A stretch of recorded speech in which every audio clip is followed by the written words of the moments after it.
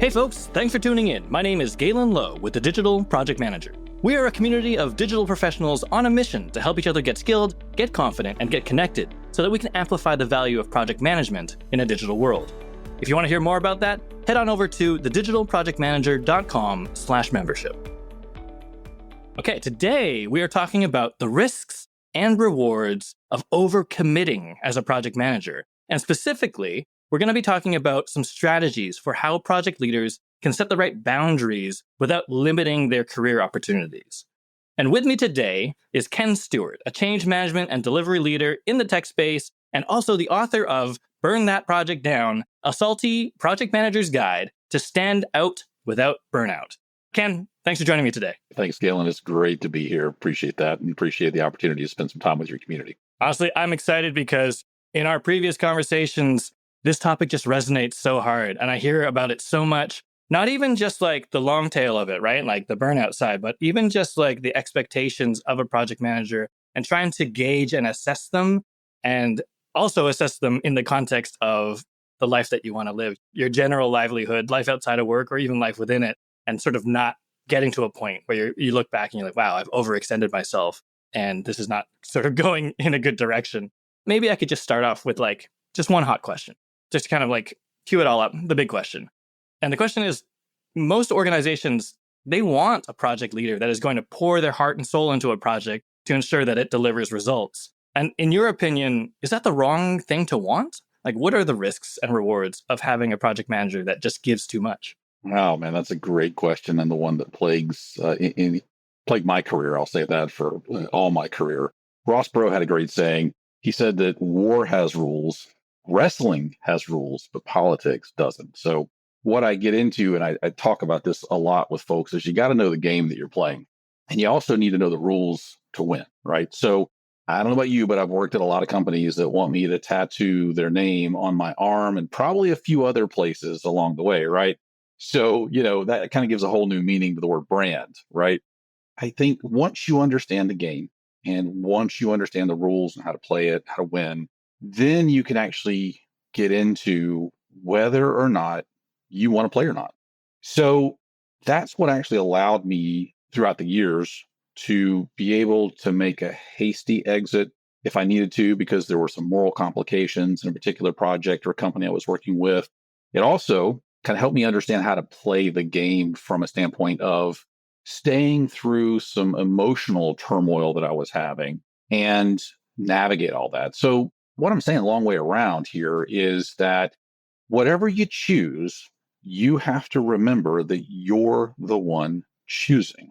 So don't be passive aggressive and gripe about things and be a crybaby. At the end of the day, you can't play the victim. You have to make a choice, but make a choice knowing the game that you're playing and make a choice knowing what you are about and your objectives. That's it. I love that. I really like the perspective on like rules of warfare, rules of sports, rules of all of these things. And right to your earlier point about sort of getting your company name tattooed on you, right? I think the party line is often, it's like win at all costs, like do whatever it takes, right? All these things. And we don't talk about what the rules are, but they do exist. They're often not written down, right? Exactly. That's yes. Yeah. Exactly what I was going to say, which is that like sometimes you have to find out the rules by playing the game, right? You're teaching yourself chess just by getting it wrong a bunch. But even just that sort of understanding from both sides, right? As an organization, right? If you are an owner or a leader within an organization, they'll like do whatever it takes, overcommit, tattoo this thing on your body. Those aren't the rules. The rules are separate. There are rules. And then even as someone working within that framework, that finding out the rules as best you can in whatever way you can, even if they aren't written down, gives you parameters to say, yes, I want to play this game, or no, I don't. And I think, honestly, like personally, that's why I ended up overcommitting a lot in my career, because I was like, I don't know what the rules are. I'm just going to play as hard as I can to like win more than I lose at whatever cost. And I took it so literally. And it, did me harm. It did me harm. It does, man. I mean, that's the thing is a lot of folks don't understand that the risks are pretty obvious, but I don't think they understand the long tail cost on that, right? I mean, so one of the things I've learned in my career is that there is this regret cost that's there. And then there's also lost time. And I don't know that younger project managers really understand this until they age a little bit, until they've been around the block a few times, right? And then you start understanding. And maybe that's not true universally, but I think in general that, what's the saying about folly is the treasure of the young? So wisdom is something that's gained over time, right? So, and that's the goal that we talk about a lot of times is not regretting your decisions. Can you live with this decision long term, right? Mhm. It is that human perception of time, right? Where it's like, maybe not universally true, but when I was early in my career, I felt like I had all the time in the world to like experiment. I had as much time as possible to sort of invest into a thing. And now, even though fundamentally I don't think it's changed, but my perception has changed, which is that my time feels more scarce because there's other things I want to do with it. And there's less time that I want to spend figuring stuff out when actually it should be written down or easily learned and assessed. Totally. I wonder if we can rewind a little, because you are someone who obviously feels very passionately about helping project managers not overinvest themselves into their work. You wrote a book about it. Like, if that's a really good signal that you care about it. Tell me that story, the story of what made this notion of standing out without burning out matter so much to you. Yeah, man, that is a really interesting question. And it's probably a multi-part answer. But I think shortly it's this idea that I spent my entire life building a toolbox at how to be really excellent at what I do, right? And I really tried to understand the business. I tried to understand the technicals. I tried to understand the psychology and all of the things that go into being a great leader. So, I mean, all of the disciplines I tried to bring to the table as I leveled up throughout my career. I realized looking back, it just didn't have to be that hard. If I could have shortcut some of the things that I didn't have to learn the hard way, or maybe the stupid way, I guess is a way of saying it, right? I don't know. I think that would have been worth a lot to me. Now, I'm at a place in my life where I want to give back. And so I think this idea kind of hit me when I was working with a young project manager in a matrix organization. So he didn't report to me, but I had to kind of help manage him because I had to help him understand the organization and how the organization worked. And I saw so many, I was in part of these meetings with all of these executives, and the social skills just weren't there. And it was just this groan fest behind the scenes. All the backroom chatter just was shredding this project manager. And so I felt really bad for him to that extent. And there was this loss of trust, this perception that he just really had a hard time delivering. He couldn't really communicate what he needed to. He was checking all the boxes out of the PMBOK, but he wasn't really delivering what he needed to in terms of actual stakeholder value, right? And so I kind of thought to myself, if I could help this individual, how would I help this individual? And I thought to myself, well, there's a couple of things I started writing. And one blog post turned into a chapter, and one chapter turned into three. And by the time I had a table of contents of notes of things that I wanted to talk about. And I just said, you know what? I'm just going to start writing. And more importantly, more personally, it really kind of helped me get through some very dark times in my life. I call writing my ministry, and it helped me get through because, it gave me something to look forward to that I could share with other people. And I think a lot of project managers are like that. They want to share best practices and help each other out and try to give back to each other. And wherever they can, they try to help the organization grow, because what is a project manager? You're responsible for everything, but you have no real authority most times. And so, unless you're running the PMO, that might be a little bit different, but you're facilitating business objectives or organizational objectives. And so all of these things kind of, I guess, highlight the project manager's true persona of really being gift minded towards others, right? That's the long, short story of it. It's so interesting tying it back to the rules thing, right? You mentioned this backroom chatter, this project manager getting shredded behind the scenes, not constructive feedback to their face, but this like reinforced version of, we can't tell them the rules. That would be silly. They have to learn the stupid way, just like we did. And we're not going to give any guidance.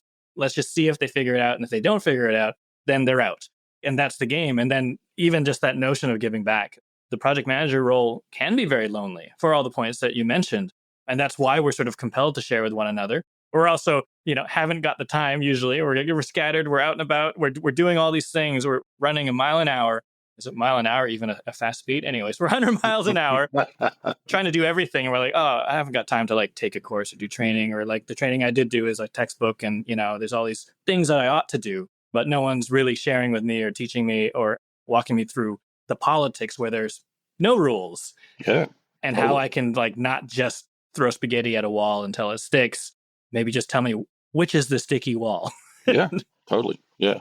And that's what really helped me in the organization that I've worked in, is when you have a strong mentor in the organization. And And when you don't, and your leadership structure reinforces the same bad behavior, or maybe it's not bad behavior, maybe it's just not supportive behavior, maybe it's passive aggressive, I guess is the way to say it. I mean, I think that becomes an us versus a them conversation, and it doesn't deliver value to the stakeholders when you have an us versus them. And it actually creates friction towards delivery, which nobody wants that. You have enough already trying to deal with all of the other things in a project that you have going on. So it's a whole thing. It's organizational leadership. That's the reason I spend so much time with it, is because it's so part and parcel to making sure the organization is well aligned to helping the organization not have these backroom chatters that where you're shredding a project manager for what they didn't do right. You're actually spending time saying, here's how you get ahead of that. Here's what you can offer some feedback. These are things that coaching opportunities that we can do. Yeah. The culture thing is really interesting. I think let's go there, because from a certain perspective, sometimes it's hard, let's say as a project manager or as any kind of employee, to understand if it's a culture problem or a me problem or a combination of the two. And I think, probably folks listening, a lot of the stories you're sharing, they're kind of nodding their heads along. They're like, yeah, I've been there. I've seen that. Yeah, that's been me. What are some ways that they can start identifying some of the causality for some of the way that they're feeling, and then establish healthy boundaries without limiting their career opportunities and without negatively impacting their personal brand? And at time of recording, the job market is super volatile, and it might not be easy to say, you know what, the culture here is bad, I can't fix it, I'm out.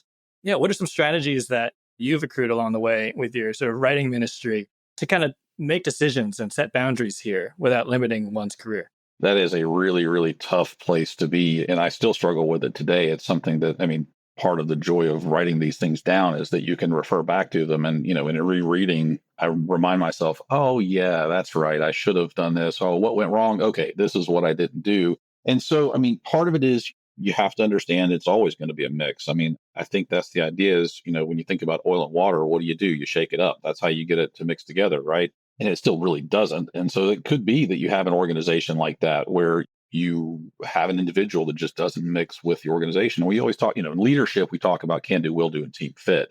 That's your sacred triangle. If you talk about the iron triangle in PM, you talk about this sacred triangle in leadership. And those are super important. But what are some things you can do? First off, I think you mentioned brand. Brand is super important. I really spend a lot of time talking about that. It's the one thing that people miss is that there's a concept that the Covey talks about with this trust bank where, you really want to operate at the speed of trust. And, I think that's the idea here is that your brand becomes what you're known for. And that's one thing you can ask is if you were to ask one question of your organization in conversation and passing to those people that you trust, and even those that you don't, you could ask, what am I known for? And it could be a bad thing. Embrace yourself for that, right? But that's really what your brand is. That's what you're building into. So the first thing is keep yourself separate. Your identity is separate from your company or your organization that you work for. And I think I'm really proud of my daughter's generation who really understands that a lot more than probably I did growing up. But I think they kind of miss a few things in terms of really aligning towards value delivery, because that's what people are paying for is that widget, that outcome, right? So, I think the first thing that there's kind of 6 things that I talk about is you got to know what you're about. You have to be grounded in you. You have to practice setting and maintaining clear boundaries, right? And that's really challenging. So one of the ways I talk about that is sometimes instead can be more powerful than no. A good example is when I'm talking to somebody about as a product manager, talking about roadmap, I might say, Tom, I really know you want this on this date, but instead, could I do this? Or can we trade this for this? Right. And you start playing that game. And as a project manager, it's a very similar skill set when you're talking about that. And you also may think that it's hard to set boundaries, but really it's not hard to set the boundary. I want to caution the PMs listening that it's actually really about maintaining the boundary consistently over time. My daughter and I have this age-old thing about doing dishes where it's been really hard for me to get her to do dishes over the years. And the punishment aspect of things has fallen off quite a bit. So what do you expect is going to happen, right? That boundary continues to be blown through every single time. The other things I like to say is look, say what you're going to do and do it. That's a key piece. Don't overcommit. You also want to communicate for connection. This is something that if you don't have a lot of emotional intelligence, you're not going to understand this intuitively. And I had to grow into this. I had to observe this from people who had higher emotional intelligence than me. And what you're looking for here is this: when you communicate for connection, you're trying to help understand motivations the other person has, and you're really trying to help them understand how to work with you as well too. And that leads into the next piece, of which you have to educate others on how to win with you. So part of that coaching is you're coaching the organization how you do business, and you're learning how they do business. And it's that oil and water. You got to shake it up and get it to kind of merge a little bit, right? And the last thing I'll say is, speaking back to the original point that I made about having separation, is just get a hobby. It's anticlimactic, but like I found that when I started martial arts, that really started becoming more of my identity than my job did. And that created, being a husband, a father, a martial artist, an author, those became my identity. And not to say that's encompassing all of my identity, but a lot of times we sink a lot of our early career and later careers when it becomes harder.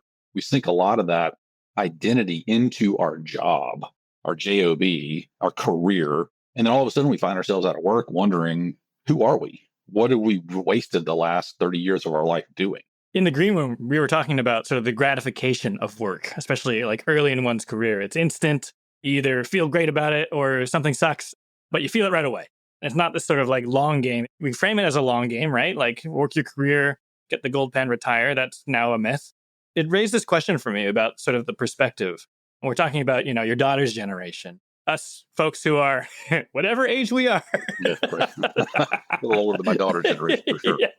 But like, it's this classic, like, I'm wise, you should be doing this. But when we were that age, we wouldn't be able to see it. It was like the fourth dimension for me, right? Like, you could tell me all you want that I should have something going on other than my work, and I would still invest 60 to 80 hours in my work because I just couldn't see it. Like, is it practical for someone who is early in the career and of a younger generation right now to be able to understand the advice that they're being given from the older generation?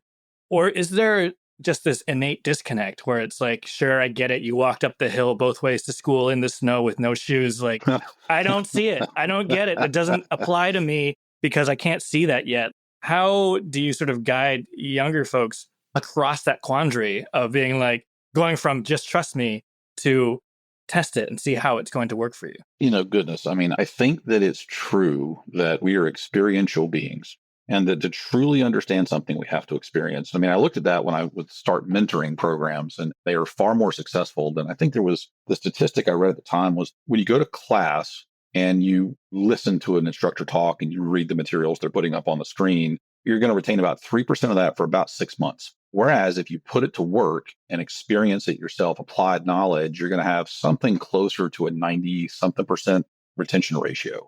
And it's really true for us too. And so I have to really temper advice that I give to folks, because I find that it's just, the old codger's sitting in his armchair yelling across the screen, and nobody really appreciates that. So you're being talked to.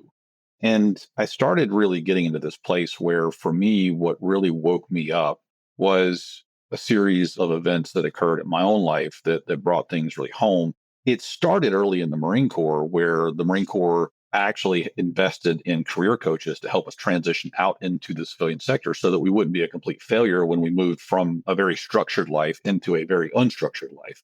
And so that really helped me understand. And he really asked me a very interesting question. He said, so what's most important to you? And at the time, I was young and looking to exit and make a lot of money in the tech sector. This was probably 2000, 2001 timeframe when it was hot, right? And for me, there's just no equivalent to the money that I could make at the time, right?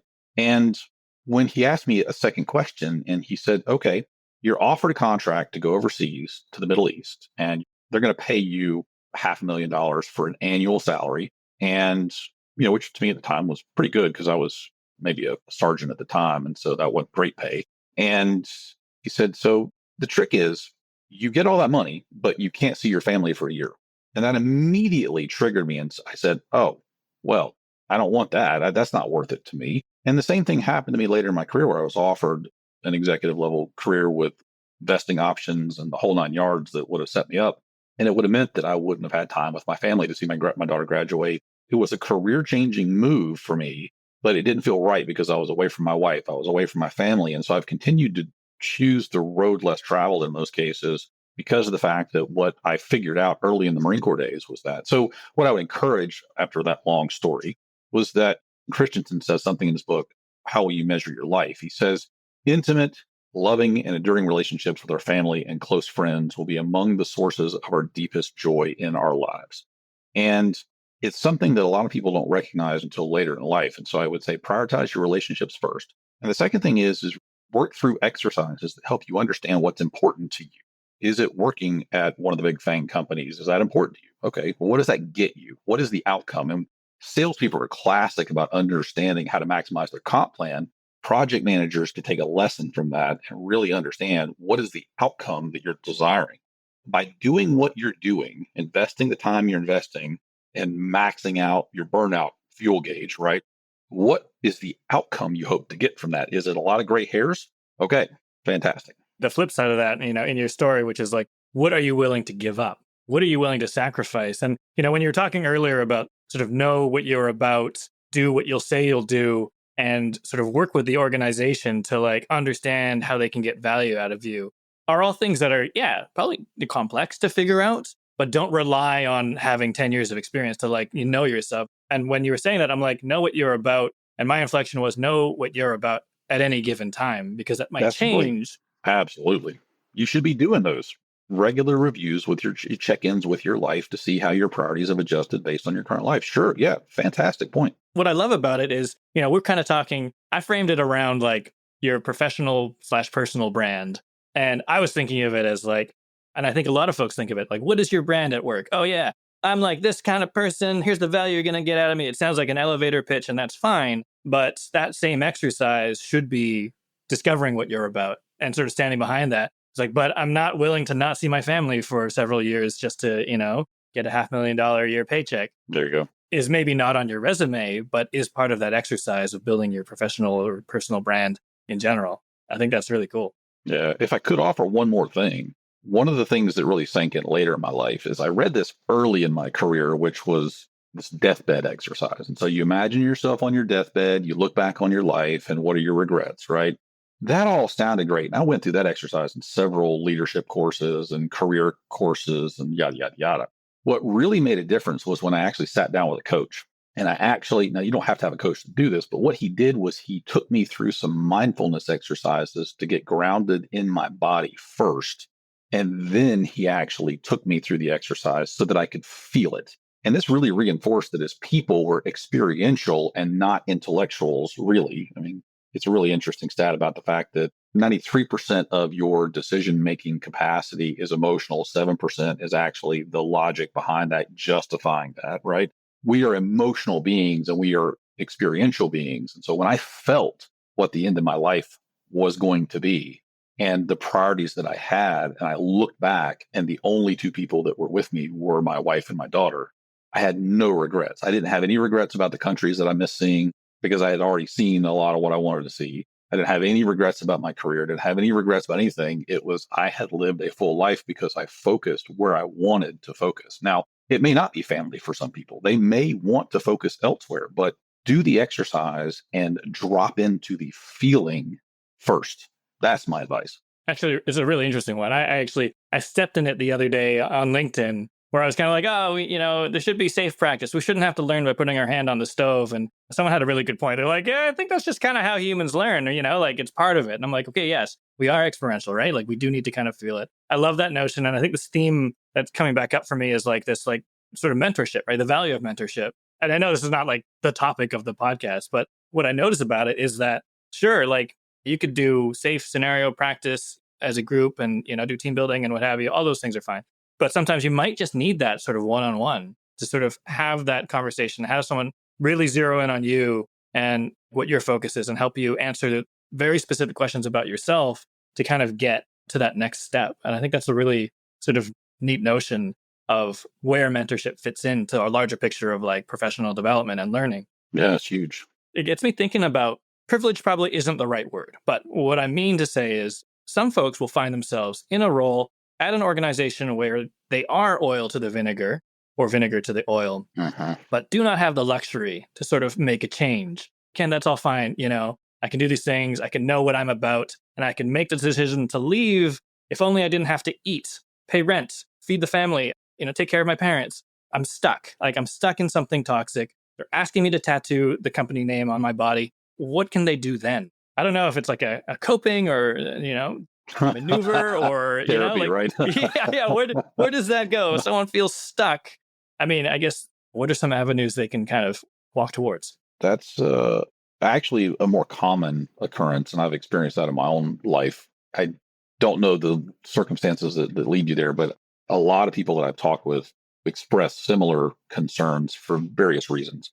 And so I think that I can share with you after dealing with Helene, Maslow's hierarchy is real, man. It's like, I mean, for that amount of time that we were without power and water and we were stranded and behind trees and floodwaters, it was about eating, water, that kind of stuff.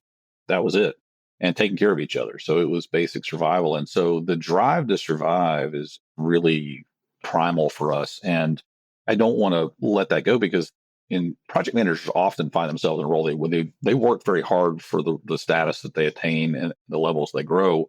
And they're very privileged, I think, in the sense that they get to work in an environment that allows them to be a knowledge worker. And so I think that to have that appreciation, we see a lot of press around toxic workplaces and things like that. And it's my experience that having gone through leadership training and official human resources, regular leadership training about what a toxic workplace actually legally is, it's a big difference from what we talk about. Now, does that mean that it takes away from the diminishing aspect of companies? Again, it goes back to knowing what you're about, knowing what your company's about, and deciding whether you're willing to sign up. Realize that when you come in every day and you're sending an email, you're going to a meeting, you're choosing to be there. So take that power, right? That's important. And you also, I go back to Dave Ramsey, who's a big fan of, if you want to start your own company, do it on the side after hours. And that gets me to a point which says that if you want to change your career trajectory, the common method that I have always advocated for is self-study after hours on the weekends on your dime. This last year alone, I have invested thousands of dollars, my own dollars, in artificial intelligence training. It is something that I believe is the way we're going to be moving. I did that because that opportunity was available to me based on what I chose to go after, not what my employer wanted me to do. It's where I saw the market going. And so I would challenge folks to, even with the most challenging circumstances, aside from basic survival, real survival situations where you don't have access to certain things, most corporate professionals will have the opportunity to do self-study after hours. Are you going to grind past the burnout and spend your nights and weekends leveling up? I think that comes back to the question, what do you want and what are you willing to give up to get there? And what are you not willing to give up? And, if you can, and I agree with you in that, like, you can get into survival mode in the face of a lot of adversity, I guess, in your work. And yeah, hurricanes, right? That might just be it, but it doesn't mean you have to be stuck. If you are, for example, willing to say, you know what, I can sacrifice a bit of my evening and weekend to like start building a path towards something that might not be instant and I might have to bear it for a little bit, but at least I'm not standing still. Because what I want is to not work in a toxic place where I'm asked to tattoo something on my body. Maybe you do. That's fine. Totally up to you. Yeah, if you want to. But if you feel stuck, staying stuck is probably not the answer. I can tell you, I mean, you're right on target with that. I mean, it occurs to me that like I have had cases where I can look back and think to myself, I would wake up on a Saturday and I would sit there and I would watch movies all day. And I had to take stock of that and say, what am I doing? Like, I wasn't getting anything done around the house. I wasn't investing in my family. I wasn't doing anything professionally. I was literally just consuming media. And I figured out it was a coping mechanism. Part of that was I needed to get healthier with exercise and diet and things like that. But the other side of it was that I realized that let me just say this candidly, I had to recognize that I had become the victim. I had to step back out of that mindset. It was a passive. I wasn't sitting there complaining about it. I was just disconnecting. And so I had to recognize, and by stepping back into my authenticity, I was able to accomplish much more. And I found that we talk about this in Jim Collins with Good to Great, where he talks about the flywheel effect of a company, but it also has to do with a person too. Momentum will work in your favor or against you, depending on which direction the wheel is turning. So I would offer that as well, too, is you have to really think about the fact that getting up to exercise is challenging when you first do it. Once you do it for a while, you start to recognize some of the benefits. And it's the same thing with burnout. You have to get past it You have to grind through it, but then you start to realize the creativity begins to start flowing and you can feel reconnected to who, not just your current self, but your future identity as well, too. I love that. Coming into this, I was like, I don't want to there's so much conversation about burnout and still a varying definition of burnout because it's sort of this gradient. And I was like, what, I should stay outside of the burnout side of this conversation. But in reality, it is a slope and you can find yourself towards whatever your definition of burnout is. Burnout doesn't necessarily have to be, I can't get out of bed anymore. There's a lot of steps along the way. And I think kind of what you're saying is sort of like being self-aware, having that moment in time to just revisit what you're about. If you notice that some of your behaviors or your momentum's going backwards and you want it to go forwards, there's some things that can be done. There's some agency to be had. That's Hope Theory 101 right there. I thought maybe I'd land out with the flip side of that. This is my devil's advocate question, but to play the devil's advocate, we've been talking about, okay, if it's toxic, here's how you can get out, or here's how you can set boundaries, or here's how you can make sure that you don't sort of sink your life into this job that might not be gratifying instantly for you right now, might actually feel very damaging and maybe abusive. But playing the devil's advocate, isn't it a worthwhile investment to be a passionate, competitive overachiever who advances rather than just remain as another cog in the machine? Like, shouldn't PMs care a lot about the project that they're delivering? Like, isn't it okay to invest your energy wherever you're at in your career? Maybe you're young, maybe you're early in your career, maybe you're in the middle of it, maybe you're near the end of it, but you're like, I want to spend this time feeling not necessarily gratified because that's what I'm willing to sacrifice in order to get to what I want. Is that still okay? I think it's totally okay. Again, I think it goes back to knowing what you're about, right? So if you're well grounded in yourself, you're going to have this guiding light, this North Star that will set you on the right path, I believe. And I think it's going to be different for each person. Some folks are going to be very career minded. Some folks are going to not be as career minded. But everybody, I believe, has a set of goals and priorities. They might not necessarily be explicit, but they're going to be things that they have in mind. And so I think that's really, really important, right? So you have to really think about what's most important to you at the end of the day. And I think that overachiever, the question I would probably ask is to sanity test, what are you trying to prove in this case, right? And what is it that's driving you and how does that make you feel? And if you can get connected with that, it sounds a little mushy, but if you can get connected with that, I think that you can really, really discern whether or not your overachieving is something that is providing for you and your family. And for instance, maybe overachieving has to do with an exit for a company. If you really burn it for 2 years and you're vested in a company and that exit is going to pay for your next house or set you up to do whatever, be able to travel for a year, whatever your goal is, then I think that's worthwhile. And they get into that millionaire fast lane a lot where they have the slow lane and the fast lane, right? Most of us are slow laners where we're going to chip away at life and we're going to have a retirement account, all those kind of fun things. The people that really accelerate are the ones that disconnect their time from money and they pour into their goal with zeal. So overachieving in that case accelerates them to a point where they can set the rest of their life up to be very successful, wealthy, whatever that metric is. Yeah, overachieving is not bad in and of itself. Motivation is the key. Fair enough. I think it's really interesting too to kind of we were talking earlier about perspective. And usually when we're sort of overachieving and we're being ambitious and we're trying to be in the fast lane, the mindset from the people I sort of connect with is kind of like, I've got fuel in the tank. I can drive this fast and burn all my fuel and I'll still get to my destination faster and it'll be fine. But then you'll be out of fuel. And there's this sort of consequence of over investing, I guess, to tie it all back. What I'm really kind of picking up from you is it's a calculated risk. You really do have to know what you're about. You do have to know how you will do the things that you'll say you'll do. You do have to understand how you fit within the fabric and how you're finding that balance with the things that you weren't sort of willing to sacrifice now and in the future. Yeah, that's exactly right. That's going to change. It's like a lot like a quilt to me. It's a patchwork, right? Where today is going to be different than 5 years from now. And if you work in any kind of technology field, or in this day and age, I'm hard pressed to imagine a field that's not impacted by technology. The pace and rate of change, I think everybody could feel it. It feels tighter, more frenetic.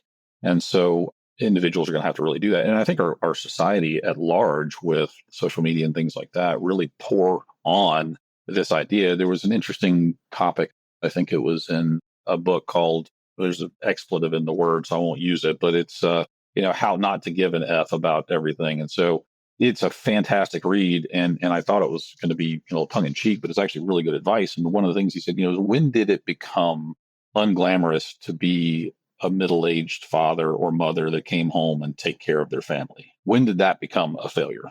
And it really was an insightful statement to me that you don't have to be an overachiever to be successful. You can be.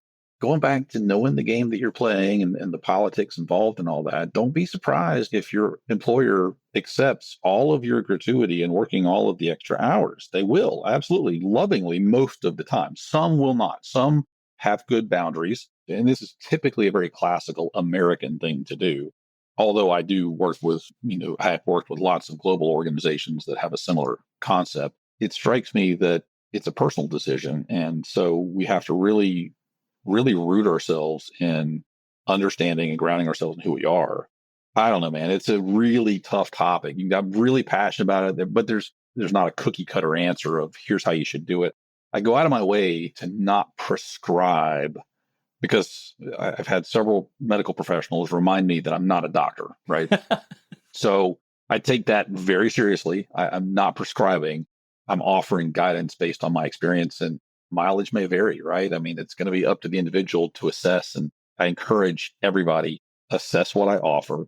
And if you don't like it, throw it out with the trash and let the vultures eat it. No big deal. That's it. Honestly, though, that's what I've loved about this conversation so much, is that at every step, it's been about almost like a stimulus, right? Not a solution, but a stimulation that makes you think about these things, right? Even the books you've mentioned, right? Where it's like, you could read it as prescriptive, but really it's about thought provocation, right? And that introspection. And you might need someone to help you kind of get to that understanding of yourself and understanding of your situation and what you can or cannot do. But the agency is still yours. That's exactly right. The culpability is still yours. Anybody take that. Exactly. There's a dissonance really in today's corporate culture, especially, but perhaps in just American culture in general. There's a disconnect between agency and ability, I think.